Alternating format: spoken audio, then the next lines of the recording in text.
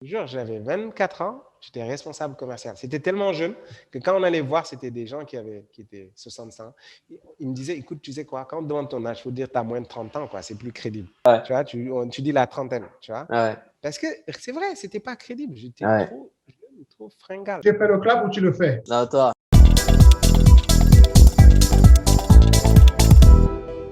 C'est parti. Bonjour, Pape Bob. Bienvenue dans Harmony Stories. Merci d'avoir accepté notre invitation. Tout d'abord, comment vas-tu? Bonjour Aboubakr, merci beaucoup pour l'invitation. Je vais très bien. Je t'ai appelé par ton prénom. Je devrais t'appeler plutôt l'ancien, parce que savoir que Pape Ngor et moi sommes tous deux des anciens enfants de troupe, on le définira pour les personnes qui connaissent pas. Est-ce que tu pourrais nous expliquer un peu très brièvement le principe du Prytanée militaire avant qu'on parle de ton expérience un peu plus personnelle? Euh, je pense que le principe, c'est d'abord, c'est un rêve pour tout. Le prix d'année, c'est un rêve d'enfant. Je pense. Tout écolier au Sénégal, tu rêves un peu. En tout cas, à notre époque, aujourd'hui, je ne sais pas ce que c'est, mais à notre époque, tout écolier rêvait d'aller au Prytanée. Ouais, C'était un concours national.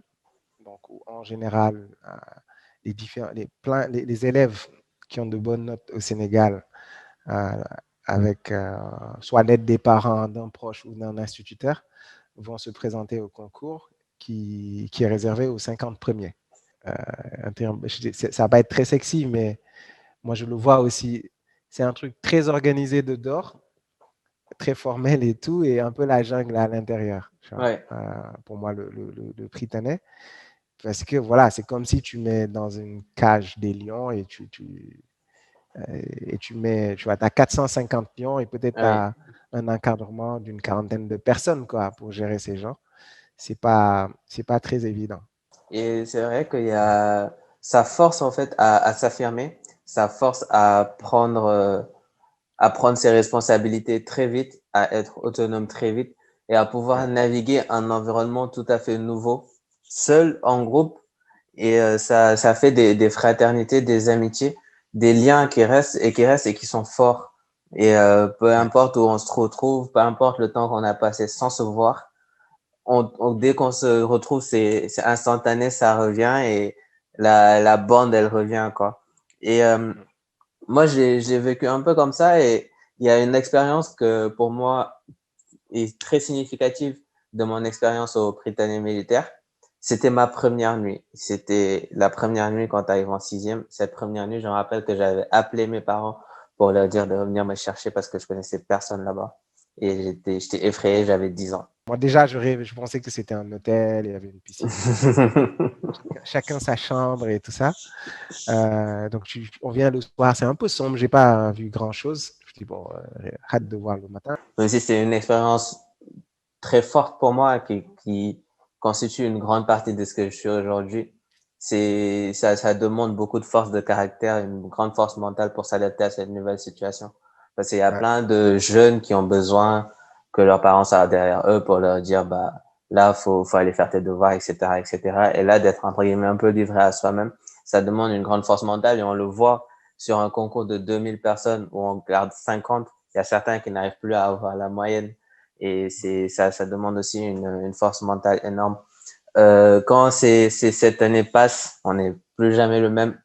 Je me ouais, rappelle quand j'étais en train de préparer le bac après les vacances de Pâques où je reviens sur le camp pour la dernière fois et je réalise que c'est fini et j'ai une grande mélancolie qui me monte. Comment tu vis ces 3 derniers mois-là à l'école où tu te rends compte que toute cette vie que tu as connue, une grande partie de ta vie, bah, elle va se finir et entre guillemets, t'attends un saut vers l'inconnu dehors. bon, disons que pour moi, c'était un peu spécial parce que moi, j'ai eu plusieurs phases au prix d'année, je pense. Euh, les premières années difficiles, Mm. d'abord, au début, parce que pour la petite histoire, j'avais une myopie en fait, et je ne savais pas. Je savais Ok. pas que j'étais myope.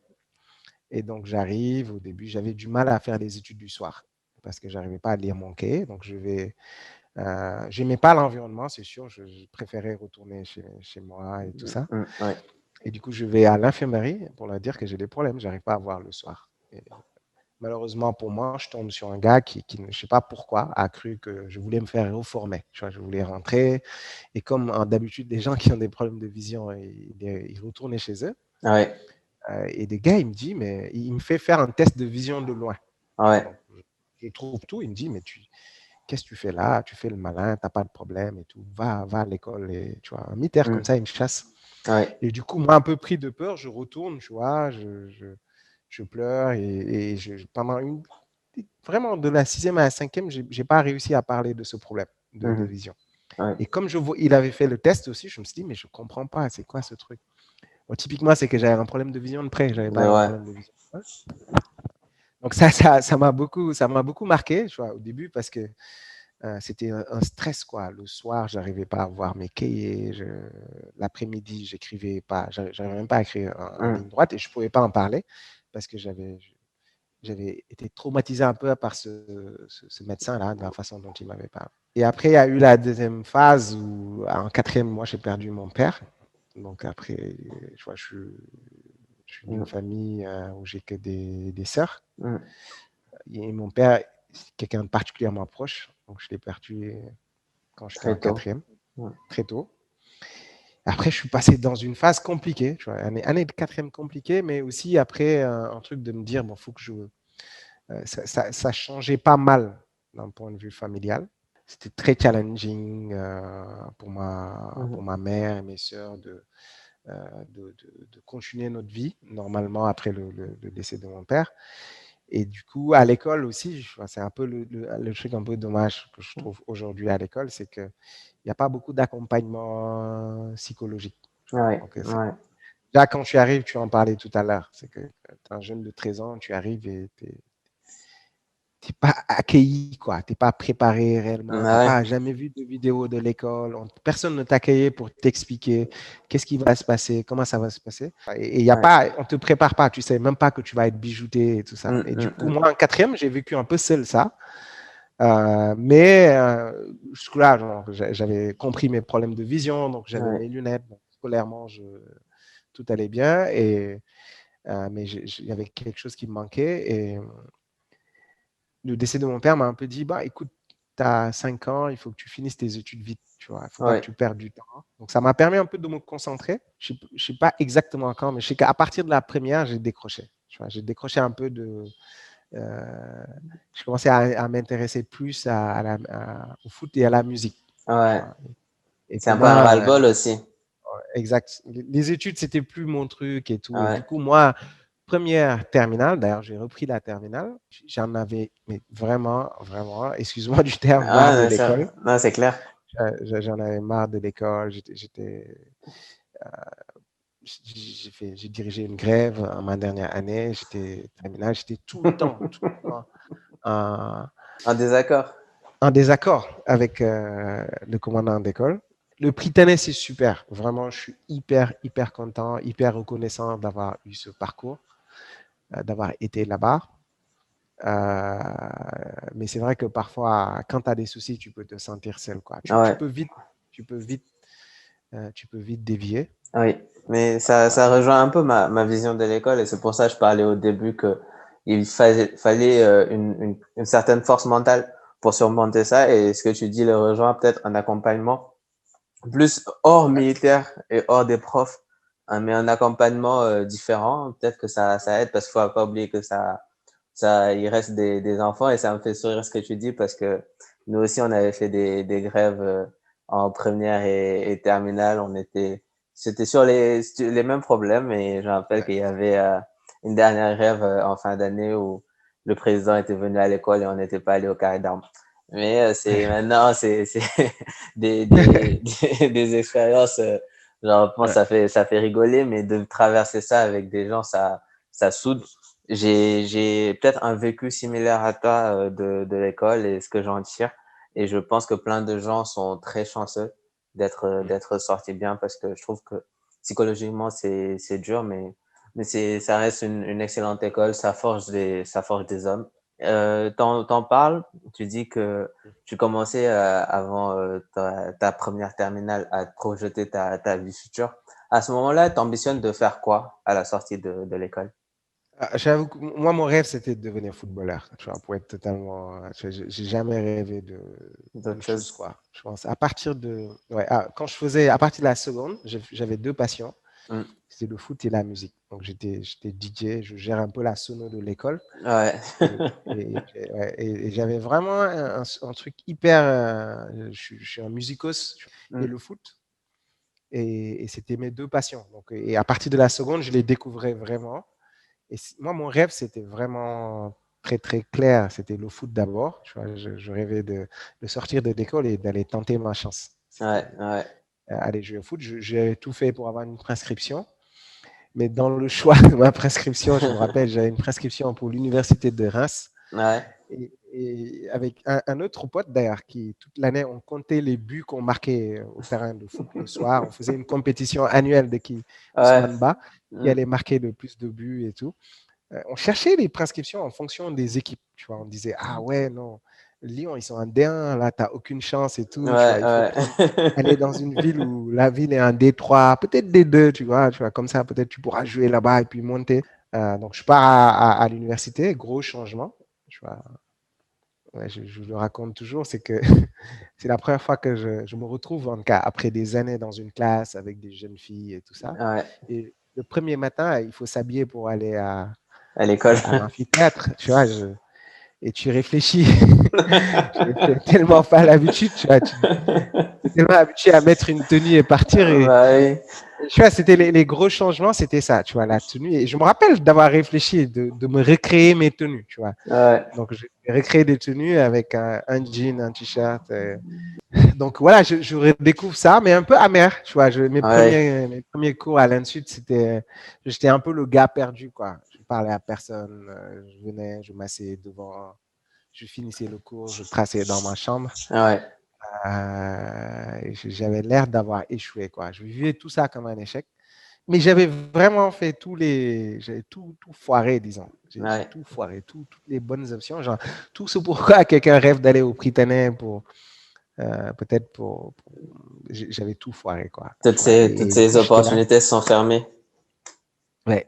Ouais. Et je pense avec une très grande part de responsabilité. J'étais juste un peu idiot sur les bords. J'ai pas été émotionnellement intelligent, ça, je pense. Mm, mm. Et du coup, c'était dur parce que je réalisais ça, tu vois, j'avais plein de regrets. Et je savais pas qu'est-ce que je faisais dans cette école.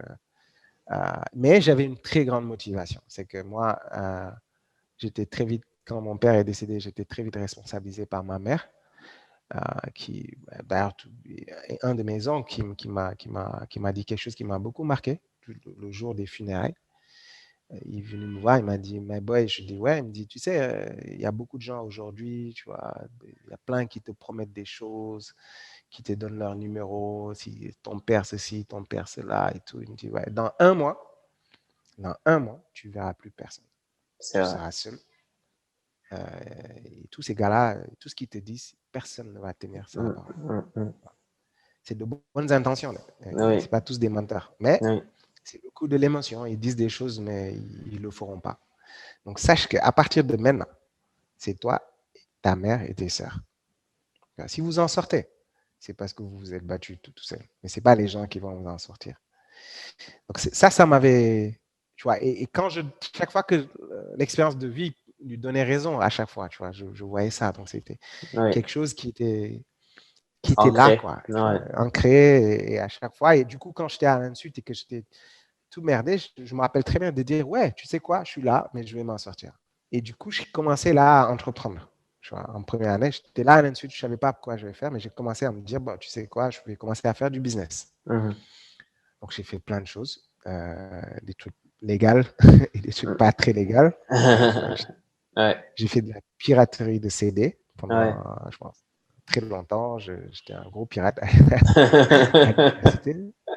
Je vendais des CD piratés. Et c'est comme ça que je me faisais un peu d'argent. Tu vois, j'achetais du matériel de sonorisation. Donc, j'organisais des soirées, des concerts le week-end, surtout dans mon quartier à Kermassar. Mm. Je faisais aussi du beatmaking. Donc, je travaillais avec un pote qui faisait des beats que je revendais aux rappeurs. Ouais. J'étais vraiment dans ce truc de business. d'organisation de concerts et qui me permettait de gagner un peu d'argent, d'en perdre, de faire des échecs, de me relever, tu vois. Oui, oui. Et quand on arrive à poser, parce que tu dis, tu gagnes en maturité, même s'il y a ce goût du challenge, au final, d'être un peu inattendu, quand on te dit que les personnes autres te disent que tu vas pas y arriver. Moi, j'avais eu, quand je préparais le concours des grandes écoles en France, un prof qui m'avait dit, je te fais pas la lettre de recommandation parce que de toute façon, tu n'y arriveras pas. C'est vrai que il y a un feu que ça allume en toi. Tu dis, attends, tu verras. Et je me rappelle que quand j'avais réussi mes concours, je me suis dit, je vais lui envoyer un mail. Mais après, je me suis dit, mais en fait, c'est qui? Et en fait, ça en vaut pas la peine. Et c'est vraiment. Je suis aussi pareil, je suis le genre de personne, par exemple, en cours, quand j'étais pas fan du prof ou de la matière, c'est des matières que je valide rarement. Alors qu'à l'inverse, bah, je peux arriver à réussir avec une grande marge, quoi. Et j'aimerais qu'on fasse un peu la transition parce que quand tu finis cette partie-là où tu creuses tes passions, tu fais de la musique, ça te drive, tu découvres le marketing, tu approfondis. À quel moment ça arrive, l'aventure à l'Esprit du Berger? Parce que ça devient quand même quelque chose de très disruptif qui est fondé en 2006. On en entend parler à plus grande échelle en 2008-2009. Ça commence à s'accélérer, à prendre une grande partie du marché quand même au Sénégal avec la marque Dolima. Comment ça arrive pour toi et comment tu montes en fait en croissance en même temps que la société en elle-même? Disons que pour l'arrivée ici, le truc peut-être que je n'ai pas assez dit, c'est que moi, en fait, tout ce truc entrepreneurial, c'était pas juste parce que je voulais entreprendre, hein. C'est Ouais, surtout que j'avais besoin de gagner d'argent, à la fois pour moi et pour aider ma mère. Tu c'est vois, ça, clair. c'était le truc. Moi, toutes mes sœurs étaient à l'école, ma mère est enseignante. Euh, elle gagnait pas beaucoup d'argent, elle gagne pas beaucoup d'argent. Elle avait un prêt pour sa maison, qui Ouais, était une de ses très grandes réalisations. Et du coup, elle faisait les calculs avec moi. Tu vois, nous, on appelait ça rescapé. Le rappeur, il ouais, appelle ça les ouais. calculs mentaux. Mais ma mère, elle nous invitait à la fin du mois. Elle allait prendre son salaire, elle venait, elle s'asseyait sur le lit et sortait son bulletin. Et je prenais un carnet, tu vois, et puis elle disait, ouais, voici le bulletin. On regardait, bah, sur le bulletin, il y avait 92 000 ou 110 000. Tu vois, il dit, ah, ce mois-ci, c'est ce que j'ai. Et en face de ces 110 000, on mettait Les dépenses. les dépenses. Tu vois. Et après, tu fais la somme des dépenses, on est à 175, 180. Et après, on était là avec mes sœurs à trouver la solution à l'équation. Tu vois. À Ouais, dire, ah ouais, ah, peut-être, tu vois, ma petite sœur va dire, ah peut-être que moi, au lieu de nous donner le transport pour 2 personnes, tu vas nous donner une personne et elle va s'asseoir sur moi. Tu vois, ma petite mm, sœur va s'asseoir sur moi et tout. Et moi, je vais dire, écoute, l'eau, il faut qu'on paye parce que si on n'a pas d'eau, c'est compliqué. Mais l'électricité, on peut ne pas payer, non? Tu vois, on saute ça et puis du coup, on utilise la bougie. Et on dit, ah ouais, non, mais si on part à la Sénélec, on peut faire une avance. Tu vois. Donc, j'étais vraiment perpétuellement ça, mais de voir que ma mère, à chaque mois, était juste par rapport à son budget et toutes les charges qui étaient en face d'une cinquantaine, centaine de mille, je me disais, mais ok, moi, là, mon objectif, c'est de bosser pour pouvoir mm, donner chaque mois à ma mère 50 ou 100 000 francs. de Si plus. je réussis à trouver n'importe quoi pour faire ça, je suis content. Je bossais même quand j'avais rien, j'allais bosser dans les chantiers pour gagner 1500 par jour. Et puis après, à minima, c'était pour acheter mes livres, payer mon transport et tout. Et parfois, c'était pour l'aider elle à C'est fort compléter ça. les charges. Donc moi, c'était ça mon vrai drive durant cette période. Tu vois, c'était aider ma mère. Ouais, C'était, c'est- ça me rend un peu émotionnel à chaque fois que j'en Non, mais parle, c'est clair. mais c'était vraiment ça le truc qui était en bas. J'ai fait plein de stages à gauche, à droite, où j'ai beaucoup appris. Un jour, PCCI m'appelle, je pars à l'entretien, je, je suis retenu pour être conseiller commercial. Ouais, Euh, et pour moi, c'était top parce que j'avais compris qu'à PCCI, je pouvais gagner 150 000 par mois. ouais, Donc, mon calcul était clair, c'est 150 000. À l'époque, j'avais pris une chambre. J'avais une chambre. Je suis sorti très tôt aussi de chez moi. Ouais, J'allais que les week-ends chez ma mère. Donc, je me disais, OK, 50 000, je paye ma chambre. 50 000, je me débrouille pour mon transport et ma bouffe. Et 50 000, je donne à ma mère. Tu vois. c'est clair. Ouais, Donc, j'étais là-bas à PCCI. Donc, je bossais là-bas. ouais, Mais avant, j'avais fait beaucoup de stages comme commercial, terrain. Tu vois. J'avais vendu toutes sortes de produits, tu vois. mhm, N'importe quelle offre commerciale.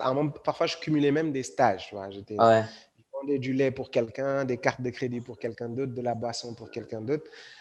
Donc, je prenais plein de boulot, gauche-droite. Je passais mon temps à vendre des choses, tu vois, dans la ouais. rue, dans les boutiques, dans les supérettes, dans les télécentres à l'époque. Donc, j'ai fait ça 2, 3 mois. Et un jour, je suis appelé en entretien à la laiterie du Berger pour un poste de vendeur. Et voilà, du coup, moi, je suis convoqué en entretien. C'est très drôle parce que c'était vraiment un entretien de vendeur. Donc, je viens, je discute et tout, je parle de l'entretien, je parle de mon parcours, j'explique tout et tout. Et les gars me disent, mais est-ce que tu es sûr que tu vas être vendeur? Je dis, oui, oui, moi, aujourd'hui, je veux sortir de PCCI, c'est super, mais je sais que c'est pas, je ne me projette pas là-bas. Donc, Mhm, je veux vraiment oui, faire surtout dans l'entreprise agroalimentaire. Donc, après cet entretien, donc, je suis reconvoqué une deuxième fois pour rencontrer à l'époque le DGA, un des actionnaires et le DGA pour faire un deuxième entretien. Donc, je reviens, pareil, je fais 3 heures d'entretien avec eux. Euh, J'y croyais vraiment pas, tu vois, parce qu'à l'époque, j'avais fait beaucoup d'entretiens où on ne ouais, m'a pas ouais, rappelé. ouais, Donc, je venais, tu vois, je jouais le jeu, je partais, j'attendais absolument rien. Et le soir, je vais travailler à PCCI. Après l'entretien, le lendemain, je pense, je vais travailler à PCCI à 2 heures du matin. J'ouvre mon mail pour voir, parce qu'il m'avait dit qu'il allait envoyer une réponse par mail. ouais. Et là, je reçois un mail où on me dit, écoute, finalement, vu ton profil, on a créé un poste. Tu Mhm. vois, Ah, un qui nouveau pour t'intéresse? toi-même. Ouais. Il y en a designé un poste. Vu ton profil, on pense que oui, vendeur, tu pourrais faire, mais vu ton expérience, on pense que tu peux faire autre chose. Donc, il me propose un poste d'administrateur de vente. Donc, je ne savais pas qu'est-ce que ça voulait dire. Donc, je vais sur Google, je vois rapidement qu'est-ce que ça veut dire et tout Ouais, ça. Mais il y avait surtout le salaire, tu vois, qu'ils avaient mis, tu vois, CDI avec un ouais. salaire net. Euh, je me rappelle avoir vu le salaire net, d'avoir fermé la page. Je me suis levé dans le plateau à PCCI. J'ai fait le tour du plateau pieds nus avec un très grand sourire. Tu vois, c'était un peu un bye-bye quoi, pour moi. Ouais, Et, un et- et tour c'était, d'honneur. ouais, et c'était impressionnant parce que c'était aussi des moments où, tu vois, pour moi, c'était un gros moment d'apprentissage. Tu vois, genre, un peu, je sais pas, faut avoir foi, quoi. Sois Ouais, optimiste. Les Wolofs disent "Tchono d'ouvrir", tu vois. ouais, C'est un peu ce truc. C'est la première fois où je me dis, j'avais quelque chose et j'avais senti que je le méritais, tu vois, que j'ai ouais, été battu, que c'était pas un coup de chance, quoi, tu vois, genre, ouais, c'était même, tu vois, voilà, c'était un moment de fierté, d'avoir vraiment réussi quelque chose pour moi, ouais, de voir que j'avais réussi à décrocher ça parce que j'avais galéré avant. C'est-à-dire toutes mes galères ont fait la différence lors de cet entretien. ouais, Tu vois, si j'avais pas je sais pas, si j'avais pas galéré à l'université, si j'avais pas galéré pour trouver un stage, pour faire tous ces petits boulots qui m'avaient énormément appris, tu vois, vendre du café, laver des voitures, toutes ces choses-là, être ouvrier dans un chantier électrique, maçonnerie et tout ça, toutes ces petites choses, tu vois, m'avaient donné une richesse, un point de vue, tu vois, qui permettait vraiment, je pense, de me détacher ouais, lors de cet entretien et qui m'avait donné quelque chose d'inespéré. Tu vois, moi, je ouais, ne m'attendais pas à avoir ce poste et tout ça. Donc, c'est comme ça que ça a démarré à la laiterie. Je démissionne de PCCI et je viens bosser à la laiterie. C'était en 2008. Mais toujours avec un peu une méfiance sur l'entreprise, tu vois, oui, avec une image du patron très négatif, que c'est des gens qui sont là que pour eux, qui n'en font que leur poche, tu vois. Un peu avec cette appréhension. Donc, moi, je rentrais avec toujours le plan de dire, je gère ma famille, tu vois, j'aide ma mère, je survis, j'économise pour aller ouvrir une maison de production musicale. mhm, Et j'ai surtout rencontré 2 hommes, donc notamment mon patron actuel, Bagoré Bachili, qui est le fondateur de la laiterie du Berger, Oui. Et à l'époque, Ibrahima Kane, qui est l'actuel directeur général de Sénégal Airlines, qui était le directeur général adjoint. Donc, c'était deux patrons. Allez, c'est les deux qui m'avaient reçu en entretien, qui m'ont proposé le poste. Ouais. Donc, je travaille étroitement avec Bagoré, qui était le DG de la boîte, et Ibra Khan, actionnaire, mais qui n'était pas encore là. Et c'était la première expérience où je côtoyais vraiment des gens qui étaient pour moi des symboles de réussite, tu vois, un peu des exemples, des gens. Des Je me sources suis dit, ouais, moi, d'inspiration. c'est ça que, ouais, quoi, des gens, parce que, tu vois, moi, j'ai grandi aux Parcelles et à Kermassar, et je peux te dire que, C'est pas enfant, des choses qui arrivent. non, je connaissais pas, tu vois, je connaissais aucun DG de boîte, aucun directeur commercial, aucun ingénieur d'ailleurs, tu vois, dans mon entourage. Tu vois, je connaissais pas de bac plus 5. Mes idoles, c'était les joueurs de foot de Nawetan, tu vois, c'est eux que je connaissais, je les admirais. Ou pire, c'était les caïds du quartier, tu vois, le gars, le gros caïd qui était craint et tout, tu vois, c'était eux tes références, tu vois.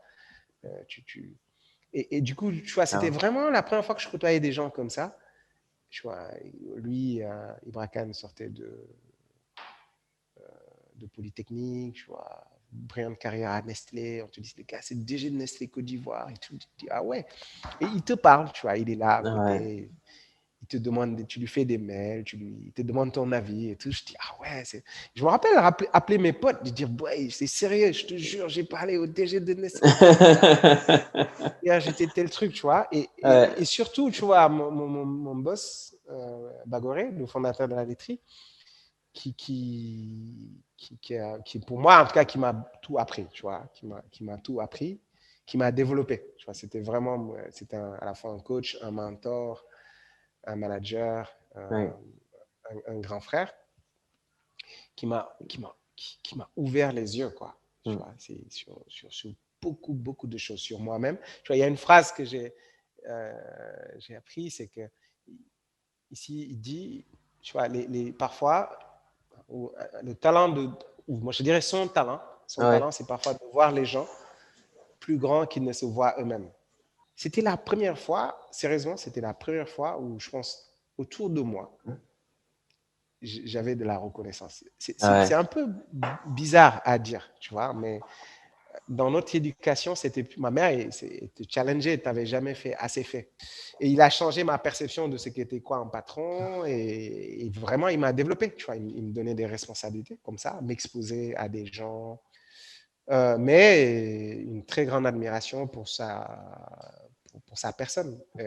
Et le vrai déclic est arrivé 1 an après, où je lui ai dit qu'en fait, moi, je voulais partir, continuer mes études. Tu vois, parce que j'avais juste fini ma licence, j'avais arrêté pour chercher du boulot. Et je disais, bon, maintenant que j'ai un travail, je veux reprendre et faire mon master et finir mes études et tout. Il me dit, mais pourquoi tu veux faire ça? Je dis, bah, pour finir. Il me dit, non, mais pourquoi? Ça te sert à quoi le master? Je dis, bah, je sais pas, j'ai commencé, il faut que je finisse. C'est pas, il faut juste que je le finisse, comme ça, c'est derrière moi. Et là, il me dit, mais moi, je pense pas que tu devrais faire un master, tu vois, parce que ça, à la laiterie, tu peux apprendre beaucoup de choses. Il y a tellement de choses que tu peux faire ici. Et d'ailleurs, tu vois, toi, tu peux devenir directeur commercial. Je dis, quoi? Genre, j'étais administrateur des ventes. Sérieusement, j'avais 23 ans. Il me dit, tu sais, je sais, ici, si tu restes, si tu bosses, tu peux devenir directeur commercial. Sérieusement, moi, j'ai jamais osé rêver de ça. Genre, pour moi, mon rêve le plus haut, c'était d'avoir un bon poste de commercial, quoi. Quelque part où je gagnais 350 000. J'ai jamais rêvé. C'était même pas que j'étais capable de faire ça. Donc, il me dit ça. Genre, je dis, toujours dans la méfiance, je me dis, ah ouais, c'est un patron, quand les gars, il dit ça c'est clair. pour m'exploiter, tu vois, pour me garder, tout ça, tu vois. Et bon, il me dit, bon, moi, je pense que tu n'as pas besoin de faire ce master. Tu vois, je ne l'écoute pas, je dis non, je vais quand même, tu vois, à l'insulte, et j'essaie de m'inscrire. Et il voit ça, et il me dit, il organise pour la première fois, moi, je vais travailler déjà 1 an, il me dit, je voulais qu'on aille à Richardson. Et je venais de finir mes cours de perfectionnement de conduite. Il me dit, ah, d'ailleurs, c'est l'occasion, comme tu finis de finir, sur la route, on va conduire. Et tu vois, Ouais. Je vais te coacher aussi, tu vois, pour que tu apprennes à conduire et tout ça. Je dis, ah ouais, ok. Et du coup, on fait ce voyage. On fait ce voyage avec lui, dans sa voiture. On passe 3 jours ensemble. Et j'arrive à Richardson. Tu vois, je connaissais la laiterie. Hein, je travaillais là depuis 1 an. On Ouais. parlait de la collecte des éleveurs et tout. Mais ce voyage m'a complètement transformé. Tu vois, j'arrivais à Richardson. Euh, En fait, je croyais que je connaissais, mais en fait, je ne connaissais pas de quoi je parlais. Tu vois, je ne Ouais. connaissais pas c'était quoi la boîte. J'arrive à Richardson. On dit on va voir les éleveurs. On fait presque 1 heure de route dans la brousse sur des pistes. Ouais. Il n'y a pas de route, Ouais. il n'y a pas de câble électrique, il n'y a pas d'eau, il n'y a pas de bâtiment. La voiture roule. Elle roule dans la brousse, quoi. Et à un moment, tu vois un village où ta première question, c'est qui vit ici, quoi? Qu'est-ce qu'il fait Ouais. ici? Comment est-ce qu'il fait pour vivre? De quoi est-ce qu'il vit et tout?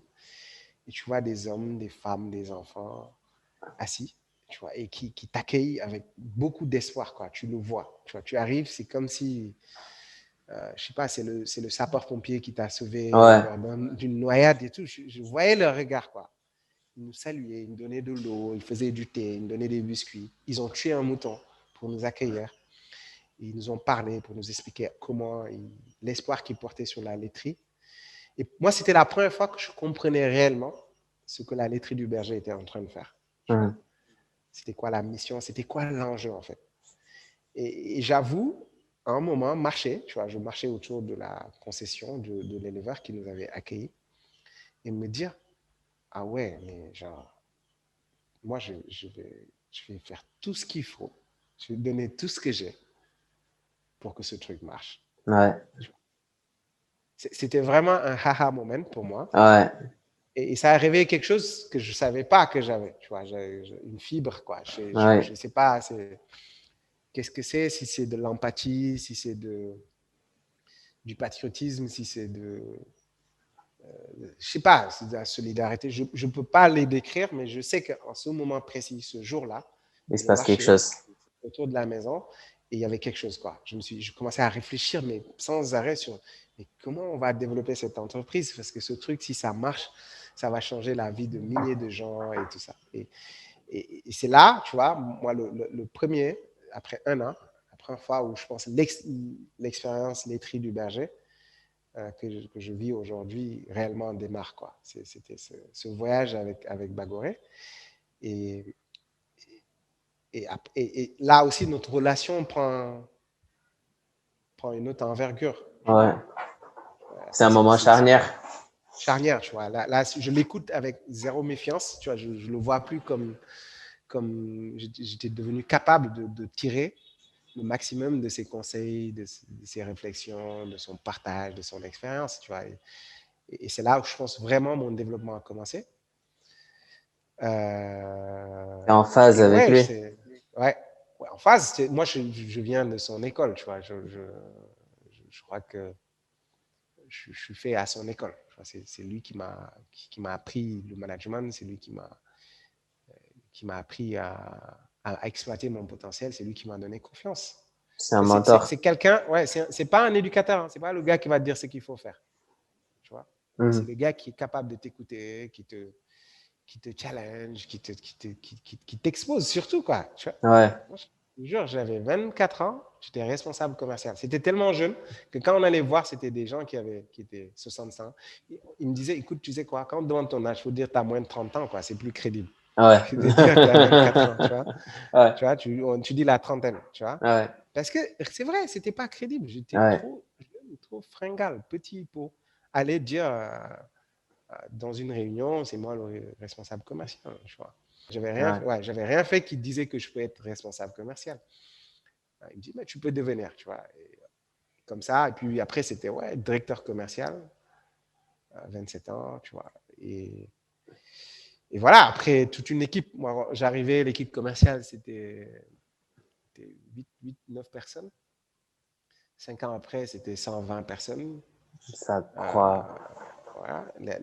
La boîte, au total, on était 45. Aujourd'hui, on est 600. Il y avait 200 éleveurs. Aujourd'hui, il y en a 1100. C'est énorme. Ouais, le chiffre d'affaires, c'est presque 50 fois plus aujourd'hui. Je commence un peu grâce à Bagoré, à me connaître, tu vois, à développer la connaissance De soi. de soi, tu vois, de savoir qui je suis, tu vois, pourquoi je fais des choses, à me poser des questions. Et d'ailleurs, pourquoi je me comporte comme ça, pourquoi je suis orgueilleux, tu vois, pourquoi je suis orgueilleux, pourquoi à chaque fois j'ai du mal à prendre certains feedbacks, des critiques et tout ça. Mm. Donc ça, c'était la première personne. Après, à la laiterie, je découvre Adrien Varro, un stagiaire de Danone, Ouais, qui était qui est devenu un très bon pote. C'est le premier gars qui m'a fait lire, en fait, oui, avec Bagoré. Donc, c'est le premier gars qui m'a fait lire un livre qui s'appelait la semaine de 4 heures, The 4-Hour Work Week. ouais, ouais. Et ça, c'était, tu vois, c'est le gars qui m'a initié à la lecture et c'était le gars qui m'a initié un peu à l'apprentissage, disons, tu vois, de par soi. Mhm. Après cette partie de découverte, là, je commence à me poser les bonnes questions. Tu vois, je ne savais rien, mais je me posais les bonnes questions. C'était Ouais. qui j'étais, c'était quoi mes points forts, c'était quoi mes points faibles, qu'est-ce que je veux, qu'est-ce qui me motive, qu'est-ce que je veux faire, qu'est-ce qui est important pour moi. Et ça, c'est énorme parce que d'avoir quelqu'un qui croit en nous, ça peut bouger beaucoup de choses. Tu as dit deux choses qui me marquent parce que je dis que Bagoré t'expose à des choses. Je lisais récemment quelqu'un qui disait que l'exposition mène à l'expansion. Et quand on Ouais, s'expose à plus de choses, qu'on voit le champ des possibles est en fait plus vaste que ce qu'on pouvait croire. En fait, ça fait qu'on grandit et c'est ton histoire, de ce que j'entends jusqu'ici, elle est, elle est puissante, en fait, dans le fond. De se dire que de partir au Britannique, qui est à cet âge-là un énorme accomplissement, d'en sortir de la manière dont on est sorti, de devoir te raccrocher des petits boulots. Alors, quand tu racontes que tu faisais les dépenses le budget, en fait, de chez toi, ça, c'est un truc que j'ai jamais entendu. Et ça drive quelque chose qui fait qu'en fait, au moment où tu arrives pour tes premiers entretiens à la laiterie, tu as plus de relief que d'autres. Et ça se sent, et d'avoir quelqu'un qui croit en toi et qui te montre qu'en fait, que tu vas pas rester ici 2, 3 ans pour rester au même poste, mais qu'il y a une grande perspective, et d'avoir quelqu'un de visionnaire, des gens que tu peux admirer, et ça change plein de choses. Et juste le fait de pouvoir parler à un DG de Nestlé, que comme tu le dis, toi, tu grandis quelque part où c'est les joueurs de Navetan, tes idoles. Et ça aussi, c'est une forme d'exposition différente qui te montre que la vie peut être autre chose. Et je disais, moi aussi, quand j'ai commencé à lire, j'ai eu cette frénésie pour les livres. Et je pense que plein de gens peuvent se reconnaître dans ça. Mais ce que j'ai compris, ce que tu disais par rapport à l'école, que pour apprendre, il faut aller à l'école. Bah, en fait, moi, ce que j'ai compris, je l'avais écrit, je me rappelle, j'ai écrit que tu commences à acheter de plus en plus de livres quand tu te rends compte que la seule personne qui peut t'éduquer, c'est toi-même. Et fort. ouais, tu y vas et tu prends et tu prends et quand tu fais ce voyage en toi-même, après ton mindset, il change complètement. Ouais. Genre du rebelle, tu deviens un truc insoupçonné, et Ouais. tout ce qu'il a fallu, c'est quelqu'un qui croit en toi, et ça, je trouve que c'est énorme. Quelle est la personne qui a eu le plus d'influence sur toi? Plus, je dirais, je préférais dire les personnes qui m'ont beaucoup influencé, quoi. Tu vois. Je Oui, pense que, et très sincèrement, je pense il y en a 4 aujourd'hui. Tu vois. Les deux premiers, c'est vraiment mon père et ma mère. mm, Ma mère, par son. Tu vois, ma mère, c'est pour moi c'est mon symbole c'est une institution. parce que je l'ai vu se battre et sortir, tu vois, éduquer 5 enfants qui sont tous aujourd'hui bac+5, at least, qui travaillent, qui s'en sortent chacun, euh, avec construire une maison avec un salaire d'enseignant seul. C'est énorme. Pour moi, ça, c'est le truc. Quoi.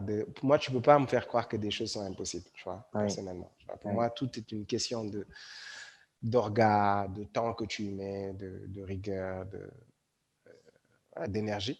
Tu vois. Et je me dis, ouais, ma mère, c'est la preuve. Quoi, tu vois. Mm. Et c'est dit que nous, on va finir l'école, on a fini l'école. Tu vois. On ne sait pas comment. Il y a des choses jusqu'à présent. Je ne peux pas dire comment elle a fait. Tu vois. C'était ça. Donc, moi, c'est ça, c'est mon symbole. Tu vois. Genre, je me dis, il faut garder la foi et toujours se battre. Il n'y a rien sur Terre qui vaut de désespérer ou de perdre espoir, quoi, tu vois. La deuxième personne, c'est mon père, que j'ai connu, disons, jusqu'à 13 ans, parce que c'est un symbole, tu vois. Il y a des choses beaucoup de choses que j'ai appris sur déjà l'amour inconditionnel, tu vois. Genre, mon père, il s'en fout que tu sois premier, deuxième, troisième de la classe. Ça ne changeait pas son rapport, tu vois. Ma mère, elle est très dure, elle est très sévère. Si tu n'as pas une bonne note, cette semaine, il ne te parle pas, tu vois. Ah C'était un peu conditionné, quoi, tu vois. Et mon père, lui, c'était pas du tout ça, tu vois. C'était un peu le c'est papa l'opposé. poule. Ah ouais, Ouais, c'était un peu ce truc, tu vois. Et ça, je pense que c'était, il est parti et il était toujours là pour moi, tu vois. ah ouais, C'était vraiment, tu vois, c'était la photo que je pouvais regarder et j'étais content, tu vois. Genre, quand ouais. j'étais triste au fond, mais heureux, quoi, tu vois. C'était son visage, ça rayonnait toujours pour moi. Donc, et c'est aussi les valeurs, certaines valeurs, c'est lui qui me les a apprises, tu vois. Par exemple, ne jamais te comparer, tu vois. Tu Ouais. es en compétition avec personne, tu vois. Tu es en compétition avec personne. Genre, ce Mm. qu'il détestait, c'est par exemple la phrase de dire, tu vois, une fois, il m'a giflé. Et c'est la seule fois, je pense, qu'il m'a tapé. C'était parce que j'ai dit, papa, je veux comme les chaussures d'eux. Ouais, ça c'est impossible. Tu vois, ça, c'était ces genres de choses, tu vois. C'est lui qui m'a appris ça, tu vois. Ouais. Ne compare pas. Donc, c'est quelqu'un qui m'a fait vivre des expériences, je trouve. Qui t'a exposé. M'a exposé et c'était quelqu'un qui me parlait, tu vois, avec qui je discutais, tu vois. Ma mère, je lui rendais compte. Et mon père, on discutait, tu vois. Et c'était cool parce que c'était, tu vois, c'est lui aussi qui m'a fait, je pense, qui m'a fait croire en moi, quoi, tu vois. Il disait beaucoup genre, il me fixait pas de limite, quoi, tu vois. Mm. Pour lui, moi, je pouvais tout faire, tu vois. Et ça, c'est aussi des phrases que quand il est décédé, Qui en ses amis, manquait. voilà, Mm. mais ses amis me disaient, tu sais, ton père était très fier de toi, quoi. Il parlait tout le temps de toi et tout. Et c'était des phrases qui m'ont beaucoup armé, tu vois, Ouais. qui sont restées un peu des Au sources de plus profond, motivation ouais. Ouais. pour moi. Après, la troisième personne, c'est Bagoré, à coup sûr, tu vois, Ouais. qu'il est toujours, tu vois, qui est là, avec qui je suis très proche. Et, voilà. On a même du mal à définir c'est quoi notre relation, tu vois. Mais ouais, moi, aujourd'hui, c'est sans doute la personne qui a la plus grande influence sur moi, sur ce que je suis aujourd'hui. Et le dernier, ça va être peut-être bizarre, c'est mon fils, tu vois. Lui, Comment ça se vit? tu vois, c'est que, tu vois, après, tu grandis, tu es un manager, tu gères plein de gens et tout ça. Tu donnes plein de leçons, tu partages, tu as un truc. Et après, tu te maries, tu as un enfant, tu as un fils, tu as un petit gamin qui naît comme ça.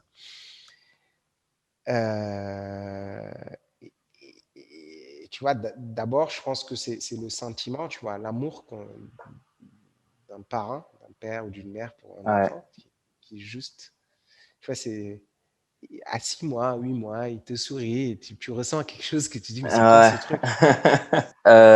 En tout cas, merci pour ta participation, merci pour ta générosité d'avoir partagé tout ça. Encore une histoire très, très puissante et très édifiante, je trouve.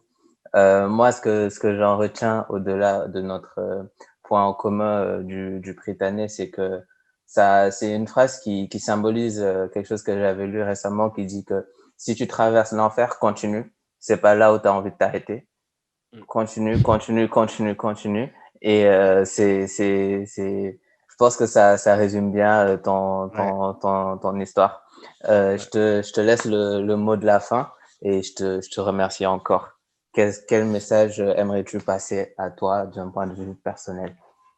Ouais, moi je te dirais aussi merci d'abord et je pense et bravo pour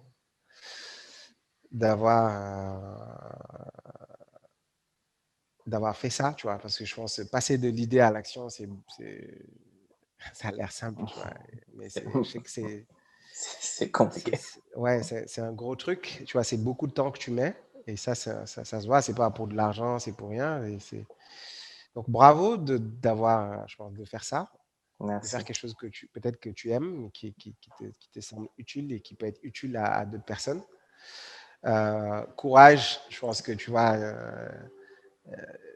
je dirais ne regarde surtout pas le nombre de vues pour Non. décider si tu vas continuer ou pas, tu vois. Ouais. Euh, Fais-le. Je pense que tu vois, à la fois pour toi et pour la personne, tu vois, moi aussi, c'était très utile. Ça me rappelle plein de choses.